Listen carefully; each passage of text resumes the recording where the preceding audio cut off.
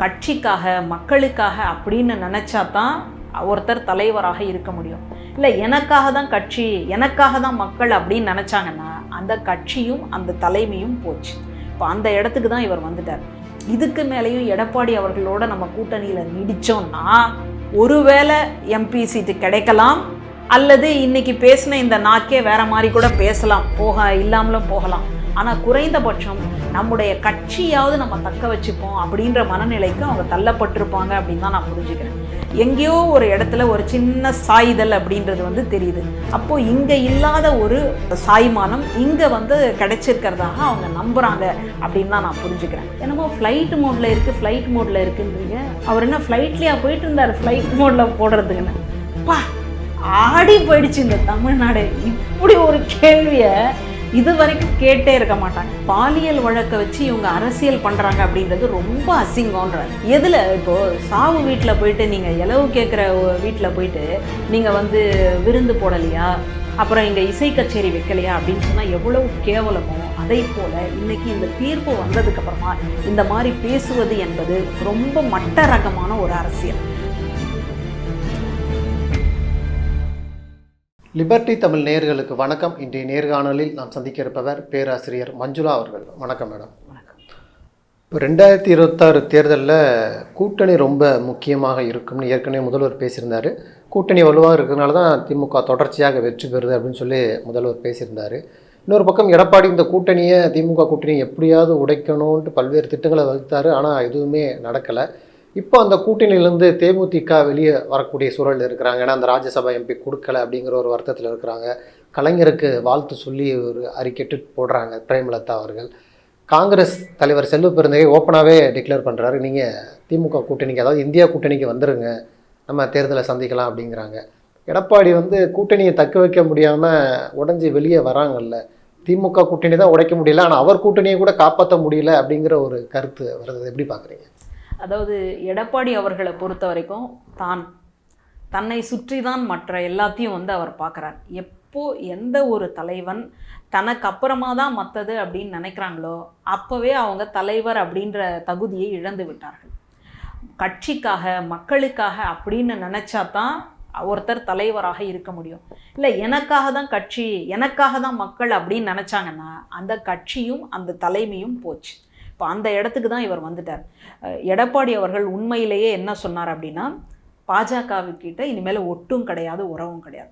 அது ஒரு மிக முக்கியமான ஒரு ஸ்டாண்ட். அந்த ஸ்டாண்டில் மட்டும் அவர் நின்று இருந்தார் என்றால் இன்றைக்கி இந்த மாதிரியான ஒரு அநியாயத்தை அவர் ஃபேஸ் பண்ண வேண்டியதே இல்லை. அதுலேயும் தேமுதிகவை எப்படியும் மிஸ் பண்ணிடக்கூடாது அப்படின்னால ஒரு கையெழுத்து போடுறாங்க. இதுக்கு முன்னாடி எம்பி சீட் கொடுக்குறேன்னு சொல்லிட்டு கையெழுத்து போடாத அந்த நபர் அதை பிரேமலதா அம்மையார் சொல்லும்போது கூட அந்த மாதிரிலாம் கையெழுத்து போடுறது இல்லைம்மா அப்படின்னு சொன்ன எடப்பாடி அவர்கள் இப்போ கையெழுத்து போடுறாரு. எப்போ அப்படின்னு கேட்டால் 26 கூட்டணி இருக்கிற பட்சத்தில் மாநிலங்களவைக்கான ஒரு சீட்டு கொடுக்குறோம் அப்படின்னு சொல்கிறார். அப்படின்னா என்ன அர்த்தம்னா 26 தேர்தலில் நீங்கள் எங்களை விட்டு போயிடக்கூடாது. அப்போது பாஜகவின் மீது மற்ற கட்சிகளுக்கு, தமிழ்நாட்டில் இருக்கக்கூடிய மற்ற கட்சிகளுக்கு என்ன மாதிரியான விமர்சனம் இருக்குது அப்படின்னு கேட்டால், பாசிசம், எதேச்சதிகாரம், எதையும் வெளிப்படைத்தன்மை இல்லாத ஒரு நிலைப்பாடு, எல்லாரையும் அடிமையாக, அது குறிப்பாக தமிழ்நாட்டை அடிமையாக நடத்தக்கூடிய ஒரு மனநிலை, சுயாட்சி அப்படின்றதுக்கு எதிரான ஒரு தத்துவத்தை கொண்டவர்கள் அப்படின்றது எல்லாருக்குமே தெரியும். ஆனால் அந்த கூட்டணியில் இருக்கிறதுனால, எடப்பாடி அவர்கள் சொன்னது போல் கூட்டணியில் இருக்கிறதுனால அந்த தர்மத்தை காப்பாற்றிட்டு இருக்கிறோம், அதனால் இருந்தாங்க. ஆனால் இன்றைக்கி பிரேமலதா அம்மையார் இதை நல்லா புரிஞ்சுட்டு இதுக்கு மேலேயும் எடப்பாடி அவர்களோட நம்ம கூட்டணியில் நீடித்தோம்னா ஒருவேளை எம்பி சீட்டு கிடைக்கலாம், அல்லது இன்றைக்கி பேசின இந்த நாக்கே வேற மாதிரி கூட பேசலாம், இல்லாமலும் போகலாம். ஆனால் குறைந்தபட்சம் நம்முடைய கட்சியாவது நம்ம தக்க வச்சுப்போம் அப்படின்ற மனநிலைக்கு அவங்க தள்ளப்பட்டிருப்பாங்க அப்படின்னு தான் நான் புரிஞ்சுக்கிறேன். ஏன்னா இதுக்கு முன்னாடி முதல்வர் அவர்கள் ஒரு தீர்மானம் போட்டாங்க. என்ன அப்படின்னா, கேப்டன் விஜயகாந்த் அவர்களினுடைய இறப்புக்கான ஒரு இரங்கல் தீர்மானம் மாதிரி. அதே போல் ஜெயலலிதா அம்மையாருக்கும் ஒரு தீர்மானம் போட்டிருக்காங்க. அதையும் குறிப்பிட்டு சொன்னவர் தான் பிரேமலதா அம்மையார். அப்படி குறிப்பிட்டு சொன்னதோடு அதற்காக ஒரு நன்றியும் சொல்லிக்கிட்டார். இப்போ அதனுடைய தொடர்ச்சியாக இப்போ என்ன பார்க்குறோம் அப்படின்னா, கலைஞர் அவர்களினுடைய இந்த இதுக்கும் வந்து அவங்க ஒரு வாழ்த்து இந்த மாதிரி வந்து சொல்கிறத நம்ம பார்க்குறோம். அப்போது எங்கேயோ ஒரு இடத்துல ஒரு சின்ன சாய்தல் அப்படின்றது வந்து தெரியுது. அப்போது இங்கே இல்லாத ஒரு சாய்மானம் இங்கே வந்து கிடைச்சிருக்கிறதாக அவங்க நம்புகிறாங்க அப்படின்னு தான் நான் புரிஞ்சுக்கிறேன். இப்போது நாடாளுமன்ற தேர்தலை எடுத்து பாருங்களேன். அப்போ கூட விஜயகாந்த் அவர்களினுடைய மகன் வந்து ஜெயிச்சிருவார் அப்படின்ற ஒரு இழுபறியில் தான் வந்து அந்த வெற்றி திமுகவுக்கு கிடைக்கின்றதுன்னு பார்க்குறோம். அப்போ கூட இந்த அம்மா என்ன பேசுகிறாங்க அப்படின்னா, ஒரு சின்ன பையன் அவனுக்கு கூட விட்டு கொடுக்காம இந்த மாதிரி நீங்கள் பண்ணிட்டீங்களே அப்படின்னு சொன்னாங்க. அப்போவே அவங்களுக்கு தெரிஞ்சிருக்கும், தமிழ்நாட்டை பொறுத்த வரைக்கும் பாஜகவோட இருந்தோன்னா நம்ம மொத்தமாக காலியாக போகிறோம் தான் அப்படின்ட்டு. அதுக்கப்புறமா எடப்பாடி அவர்கள் ஒரு நல்ல மூவ் எடுத்தார், இதெல்லாம் வந்து நம்ம பார்த்தோம். ஆனால் மறுபடியும் அந்த கட்சியை அடமானம் வைக்கிற மாதிரி அங்கே போய் சேர்ந்ததுக்கப்புறமா இதுக்கு மேலே நம்ம அங்கே இருக்கணுமா வேணாமா, இந்த இருதலைக்குள்ளி எறும்பினுடைய போராட்டம் இருக்குது பாருங்கள், அந்த போராட்டத்தில் தான் பிரேமலதா அம்மையார் இப்போது இருக்கிறார். அதனால் எப்படியாவது இந்த கட்சியாவது முதல்ல நம்ம காப்பாற்றிடுவோம். கட்சியை காப்பாற்றினதுக்கப்புறமா அதுக்கப்புறம் நம்ம சீட்டு பேரம் பேசிக்கலாம், அதுக்கப்புறம் வந்துட்டு நம்ம வேறு இடத்துக்கு வரலாம் அப்படின்றது தான் அவர்களுடைய நிலைப்பாடாக இருக்குது. அதனால் அதை வெளியில் சொல்லாமையும் அதே மாதிரி மறைக்காமலும் ஒரு பக்கம் சொல்லவும் செய்யணும், ஆனால் அது சொல்கிற மாதிரியும் இருக்கக்கூடாது. அப்படின்றதுனால தான் இன்றைக்கி கலைஞருக்கு வந்து ஒரு வாழ்த்து செய்தி சொல்லுவது போல் அவர்கள் தன்னுடைய அறிக்கையை வந்து வெளியிட்டிருக்கிறாங்க அப்படின்னு தான் நான் புரிஞ்சுக்கிறேன். இது எல்லாம் எடப்பாடி அவர்களுக்கு மிகப்பெரிய சமிக்ஞை. அவர் பாவம் என்ன பண்ணுவார், அவர் ஏற்கனவே தன்னுடைய குடும்பத்தை, தன்னுடைய சம்பந்தியை, தன்னுடைய மகனை காப்பாற்றுறதுக்காக அங்கே போயாச்சு. என்னைக்கு அங்கேருந்து அவர் வெளியில் வராரோ உடனடியாக ஈடி அவங்க வீட்டுக்கு, குடும்பத்தினுடைய வீட்டுக்கு போயிடும் அப்படின்றது தான் அங்கே நிலைப்பாடு. அதனால் அவரை சொல்லி ஒன்றுமே பயனே கிடையாது. இது வரைக்கும் தன்னுடைய கூட்டணியில் வைத்திருக்கக்கூடிய எல்லா தலைவர்களாகட்டும் எல்லா கட்சிகளாகட்டும் இப்படி பயமுறுத்தி தான் வச்சிருக்கு அப்படின்றத தொடர்ச்சியாக இந்த இந்திய நாட்டினுடைய மக்கள் புரிந்து கொள்ள வேண்டும். அவங்க அப்படி புரிஞ்சுக்கிட்டாங்க அப்படின்னா வடக்கு மாநிலங்களில் கிடைக்கக்கூடிய சில வெற்றிகளும் இனிமேல் கிடைக்காது அப்படின்றது தான் என்னுடைய பார்வை. இப்போ அண்ணா யூனிவர்சிட்டி விவகாரத்தில் தீர்ப்பு வந்துருச்சு. அவர் ஒருத்தர் தான் குற்றவாளி. அந்த சாருங்கிறது அவர் மிரட்டுறதுக்காக பயன்படுத்தினார். அறிவியல் பூர்வமாகவும் சரி எல்லா விதமாகவும் ஆராய்ந்து பார்த்ததில் அவர் மட்டும்தான் குற்றவாளின்னு நீதிமன்றம் தீர்ப்பு கொடுத்துருக்குறாங்க. ஆனால் எதிர்க்கட்சிகள் எல்லோருமே, எடப்பாடி, நயனா நாகேந்திரன், தமிழிசை, வானதி எல்லோருமே சொல்கிறது, யாரோ ஒரு சார் இன்னும் இருக்கிறாங்க, அவரை காப்பாற்றுறதுக்காக தான் திமுக அந்த வழக்கை வேகமாக முடிச்சு விட்டாங்க அப்படின்னு ஒரு கருத்தை சொல்கிறாங்களே, எப்படி பார்க்குறீங்க? அதாவது இவங்கெல்லாம் அரசியலில் இது பழம் சாப்பிட்டு கொட்டை போட்டவங்கன்றாங்களே, அந்த மாதிரி ஒரு அரசியல் நிபுணர்களா? இப்போ இந்த அளவுக்கு ஒரு பாலியல் அத்துமீறல் நடந்திருக்கு அப்படின்னு சொன்னால், இவங்களுடைய ரத்தம் கொதிக்குது அப்படின்னு சொன்னால் அதற்கான ஆவணத்தை இவங்க கொடுக்க வேண்டியது தானே. அதுலேயும் நாம் தமிழர் கட்சியினுடைய ஒருங்கிணைப்பாளர் ஒரு மிக முக்கியமான ஒரு கேள்வியை வச்சார் பாருங்க. அந்த மாதிரியான கேள்வியை யாருமே வச்சுருக்க மாட்டாங்க. என்னமோ ஃப்ளைட் மோடில் இருக்குது, ஃப்ளைட் மோடில் இருக்குன்றீங்க. அவர் என்ன ஃப்ளைட்லேயா போயிட்டு இருந்தார் ஃப்ளைட் மோடில் போடுறதுங்கன்னு? பா, ஆடி போயிடுச்சு இந்த தமிழ்நாடு. இப்படி ஒரு கேள்வியை இது வரைக்கும் கேட்டே இருக்க மாட்டாங்க. அப்புறம் அந்த ஃப்ளைட் மோடுக்கு வந்து ஏன் போட்டிருந்தார் அப்படின்றதையெல்லாம் இன்றைக்கி நம்ம அறிவியல் பூர்வமாக சொல்லியாச்சு. இதுக்கு அப்புறமாவும் அதுலேயும் நம்ம அரசு வழக்கறிஞர் மேரி ஜெயந்தி அவர்கள் குறிப்பிடும் பொழுது எல்லாம் நீதிமன்றத்துக்கு வந்த ஆவணத்தின்படி, அதை போல் அறிவியல் பூர்வமான தகவல்களின்படி இன்றைக்கி வந்து இந்த தீர்ப்பு வந்தாச்சு.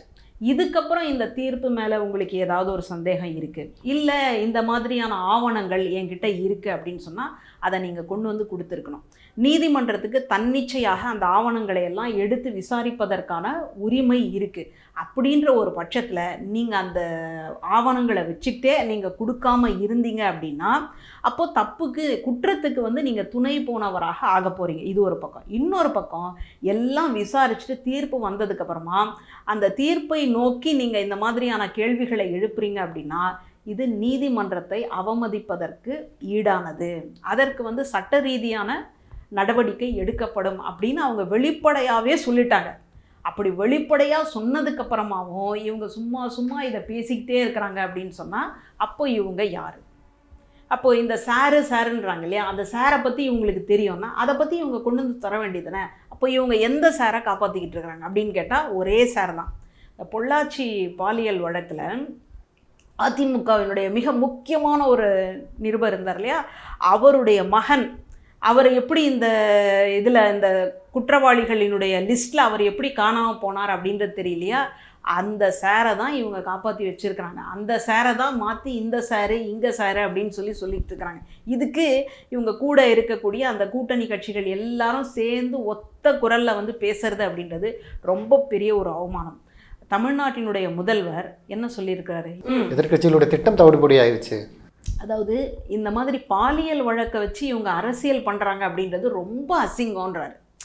எதில் இப்போது சாவு வீட்டில் போயிட்டு நீங்கள் இலவு கேட்குற வீட்டில் போயிட்டு நீங்கள் வந்து விருந்து போடலையா, அப்புறம் இங்கே இசை கச்சேரி வைக்கலையா அப்படின்னு சொன்னால் எவ்வளவு கேவலமோ, அதை போல் இன்றைக்கி இந்த தீர்ப்பு வந்ததுக்கப்புறமா இந்த மாதிரி பேசுவது என்பது ரொம்ப மட்ட ரகமான ஒரு அரசியல். உண்மையிலேயே அந்த மாதிரியான ஒரு நபர் இருந்தால், இவர்களுக்கு தெரிந்திருந்தால், இவர்கள்கிட்ட அதற்கான ஆவணங்கள் இருந்தால் இவங்க கொண்டு வந்து கொடுக்க வேண்டியதானே. சும்மா வந்து வாய் புளித்ததோ மாங்காய் புளித்ததோ அப்படின்ற மாதிரி இஷ்டத்துக்கு வந்து அள்ளி விடுறது. என்ன காரணம்னா, நம்ம இன்னைக்கு யாருடைய கூட்டணியில் இருக்கிறோம், ஒன்றியத்தினுடைய கூட்டணியில் இருக்கிறோம். அதனால் நம்மளை இனிமேல் யாருமே ஒன்றுமே செய்ய முடியாது. எப்பேற்பட்ட ஈடியெல்லாம் வந்து நம்ம தவிடு பொழி ஆகிட்டோம். நம்ம என்ன முதுகெலும்பு இருக்கக்கூடிய மனிதர்களா, நம்ம வந்து தமிழ்ந்து போனவங்க ஊர்ந்து போனவங்க அப்படின்னு சொல்லி ஒவ்வொரு முறையும் காட்டி கொண்டிருக்கக்கூடிய எதிர்க்கட்சி தலைவர் இன்னைக்கு இந்த மாதிரி ஒரு மோசமான அரசியலை முன்னெடுப்பது என்பது தமிழ்நாட்டுக்கு மிகப்பெரிய கரும்புள்ளி அப்படின்னு தான் நான் சொல்லுவேன்.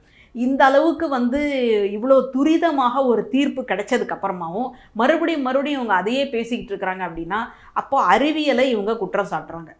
அடுத்தது வந்து விசாரணை நடந்த விதத்தை இவங்க குற்றம் சாட்டுறாங்க. நீதிமதியின் மேலேயே ஒரு குற்றத்தை சாட்டுறாங்க. எனக்கு என்ன ஒரு சந்தேகம் அப்படின்னா, குற்றம் சாட்டப்பட்ட ஞானசேகர் என்பவருக்கு வாதாடுறதுக்கு வக்கீல்களே வரல. அந்த மாதிரியான நேரத்தில் கூட நீதிமன்றம் என்ன பண்ணியிருக்கு அப்படின்னா, தானே வந்து 2 வழக்கறிஞர்களை வந்து நியமனம் பண்ணியிருக்கு.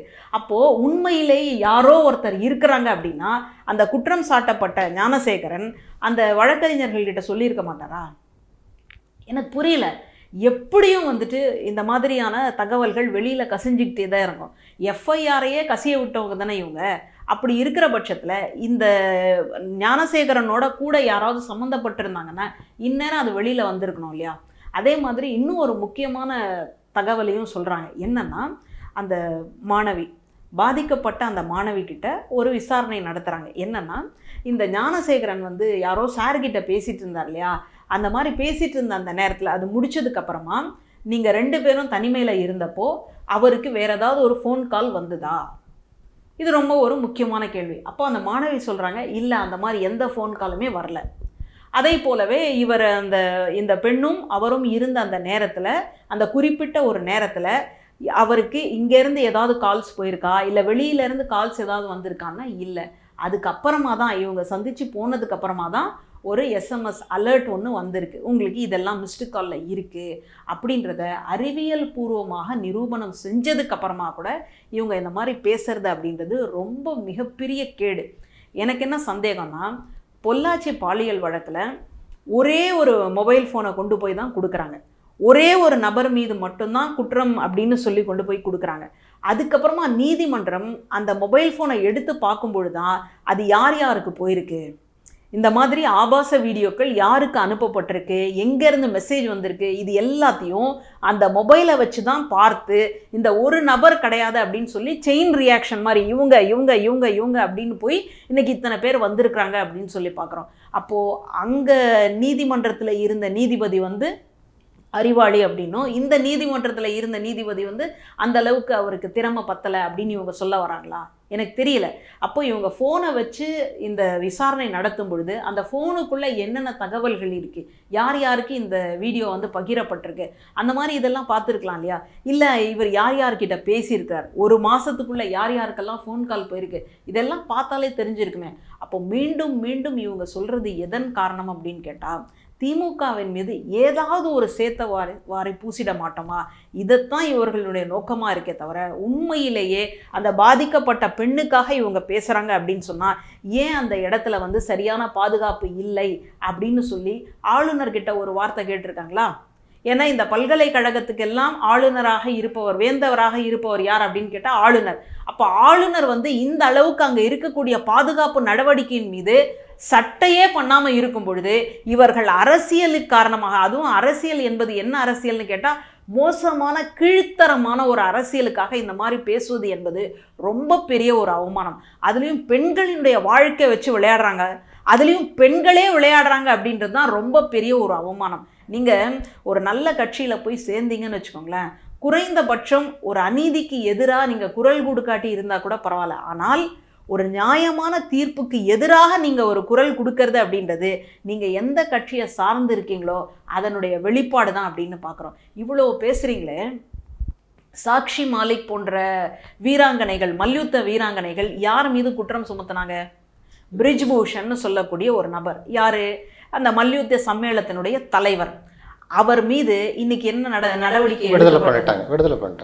ஏன் விடுவிக்கப்பட்டார் அப்படின்னு கேட்டால், அதில் வந்து ஒரு மைனர், 18 வயது நிரம்பாத ஒரு பெண் தன்னுடைய வழக்கையே வந்து வாபஸ் வாங்கிட்டாங்க. அந்த மாதிரி ஏதாவது இங்கே நடந்துதா?